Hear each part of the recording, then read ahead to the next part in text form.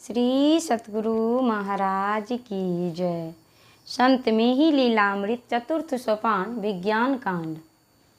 जस है यह ज्योत महासूक्ष्म तस ही द्वय दृष्टि धार है, एहि ते दृगधार पकड़ लेती अंतर की ज्योत सुसंत कहे। ब्रह्मा की ज्योति जैसी सूक्ष्म है वैसी ही सूक्ष्म दृष्टि की ईरा पिंगला नामक दोनों धारें हैं।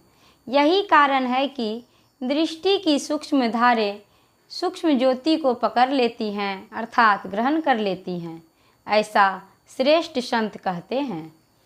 जब जब दृष्टि चंचल रहती तब तब मन श्वासा चंचल है, जब दृष्टि धार स्थिर होती तब मन अरु श्वास अचंचल है।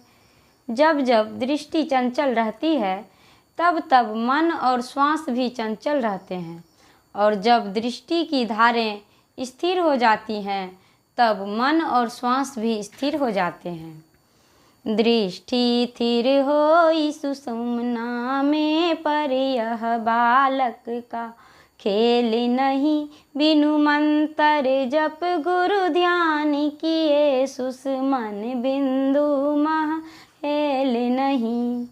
दृष्टि स्थिर होती है सुषुम्ना के ध्यान में, परंतु यह क्रिया कोई बालक का खेल नहीं अर्थात इतना आसान नहीं है।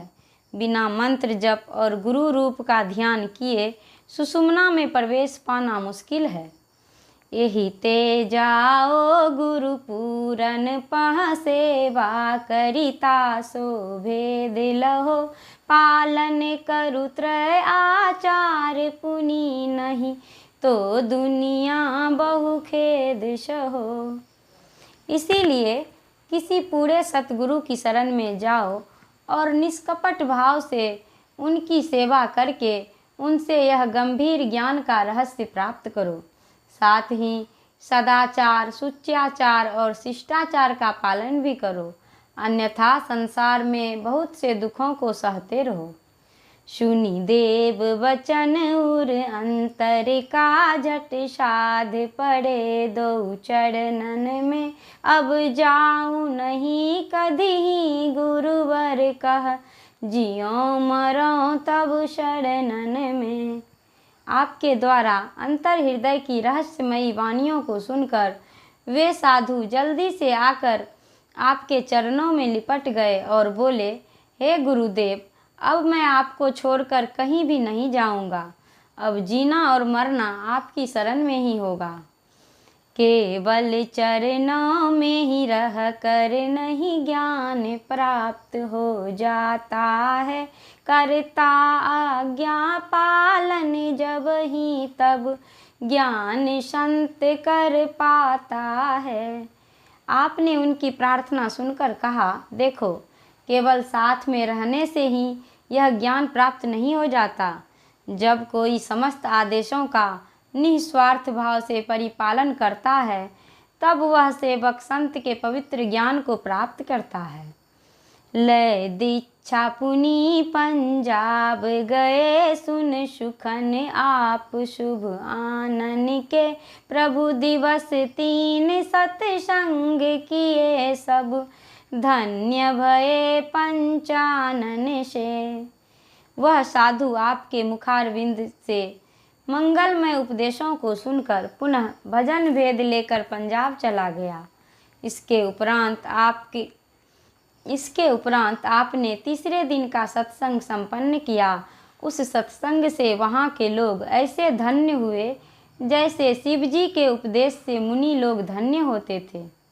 19 से 31 का करी अधिवेशन आप, पुनि करी साधन शिविर प्रभु, काटे जन कर पाप।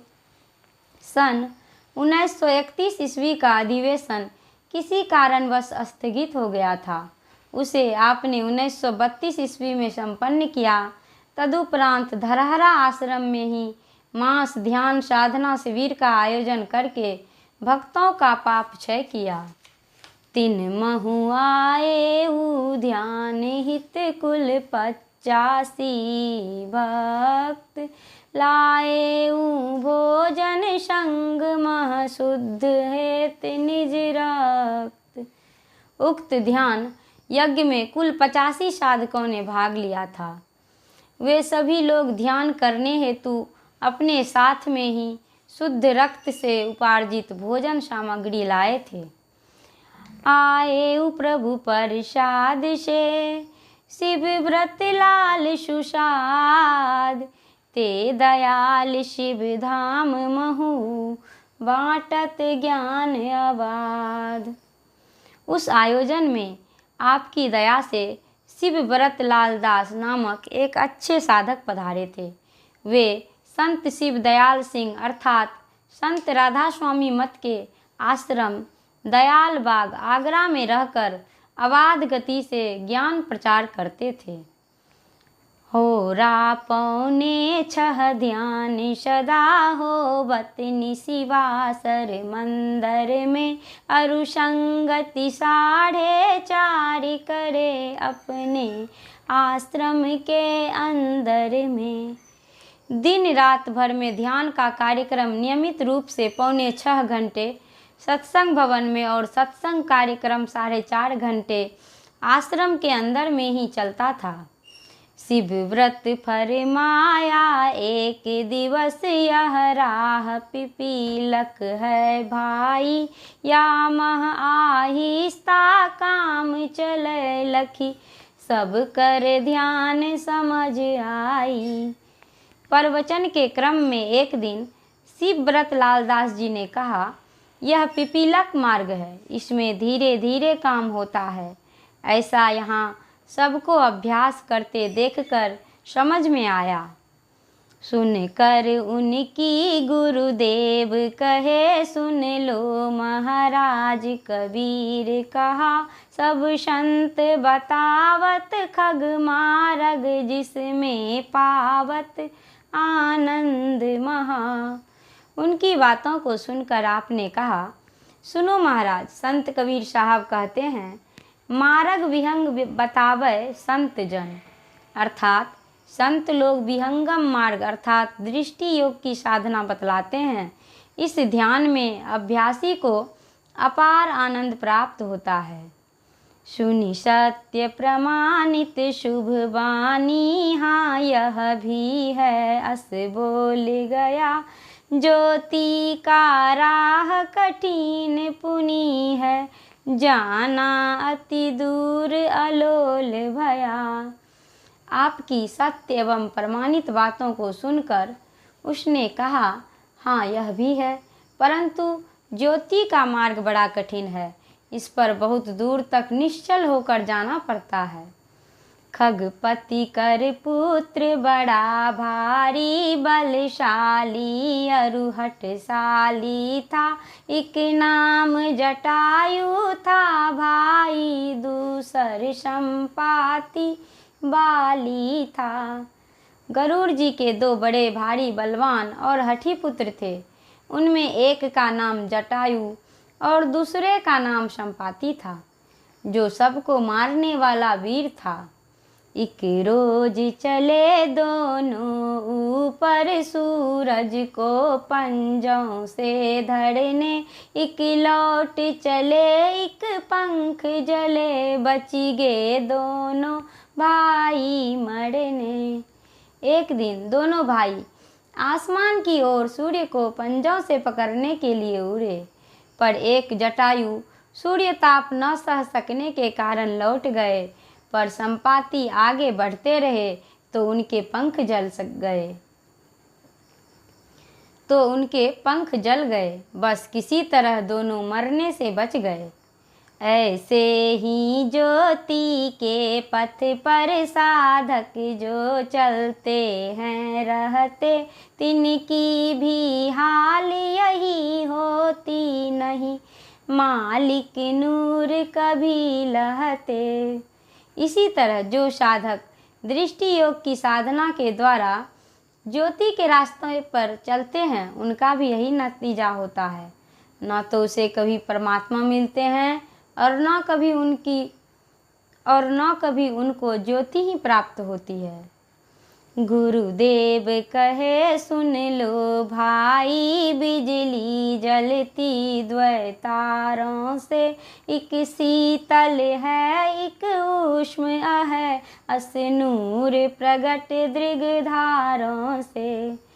गुरुदेव ने कहा, सुनो भाई, दो तारों के मिलने से बल्ब जलता है, उसमें एक ठंडा तार होता है और दूसरा गर्म तार। ऐसे ही दोनों दृष्टिधारों ईरा और पिंगला के मिलने से अपने अंदर में भी ब्रह्म प्रकाश प्रकट होता है। दोनों आँखों के बीच रहे एक दिव्य सतो सुषमन नारी, जिनकी द्वय दृष्टि वहाँ टिकती, उनकी श्रुत नूर लखे न्यारी। दोनों नेत्रों के बीच में एक प्रकाशमयी सतोगुनी सुषुम्ना नाड़ी रहती है। जिस अभ्यासी की दृष्टि धारें उसमें मिलकर ठहरती है, उनकी सूरत वहाँ विलक्षण प्रकाश का दर्शन करती है।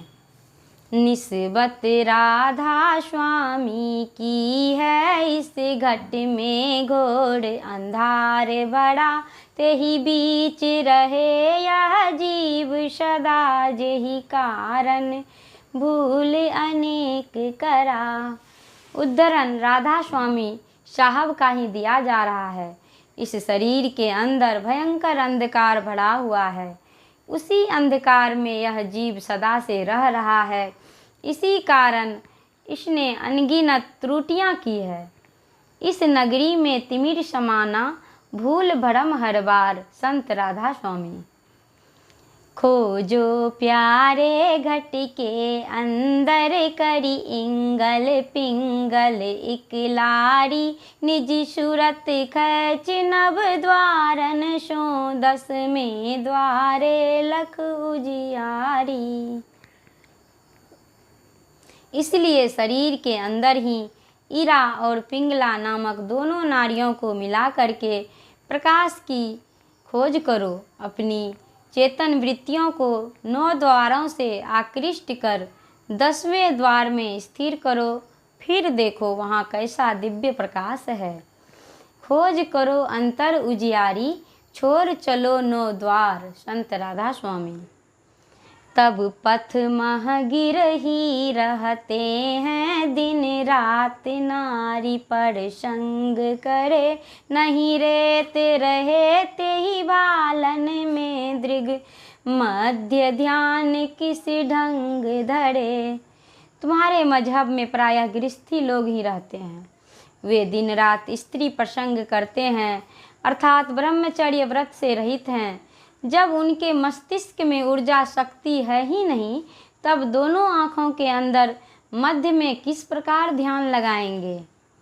दृष्टि योग मस्तिष्क से संबंधित क्रिया है। इसके लिए मस्तिष्क में ताकत चाहिए। ब्रह्मचर्य व्रत का पालन करने से वीर्य संग्रह होता है और वीर्य संग्रह होने से मस्तिष्क को ताकत मिलती है, जिस कारण दृष्टिधारों को देर तक 9 द्वारों से खींचते रहने में और 10वां में स्थिर करते रहने में बल मिलता है। तब इस क्रिया में सफलता मिलती है और प्रकाश का दर्शन होता है। ऐसा नहीं कर सकने के कारण ही आपके मजहब में यह क्रिया नहीं बतलाई जाती है और अंधा व्यक्ति जैसे फल तोड़ने के लिए अनुमान से पैर में पत्थर मारता रहता है कि संयोग से कहीं लग जाए तो लग जाए, वैसे ही दृष्टि योग की क्रिया को छोड़कर जो सीधा सुरत शब्द योग की ही क्रिया करने लगते हैं, इसके करते रहने से संभव है कभी प्रकाश का दर्शन हो जाए तो हो जाए। अतः आप लोगों के यहाँ संदिग्ध साधना है और मेरे संत मत में असंदिग्ध साधना है। सुन कर सज्जन ते मौन भये, नहीं वाणी निकली आनन से, लखी प्रतिभा मेरे मालिक की, लागे अति प्यारे प्राणन से। इस तरह की ज्ञान भरी बातों को सुनकर उक्त सज्जन की बोलती बंद हो गई, मुंह से एक शब्द भी नहीं निकला। आपकी विलक्षण प्रतिभा को देखकर वे आपको प्राण से भी अधिक प्रिय मानने लगे। पुनि आज्ञा ले गुरु साहब से चलने को वो अब चाह करे, करी विदा आप अनुरागपुर भेटन ले शिव बरत राह धरे। तदुपरांत वे आपसे आदेश लेकर प्रस्थान हेतु तैयार हो गए। आपने अत्यंत प्रेम के साथ उनको विदा किया। फिर उन्होंने आप द्वारा प्राप्त भेंट सामग्रियों को लेकर अपने आश्रम आगरा के लिए रास्ता पकड़ लिया। श्री सतगुरु महाराज की जय।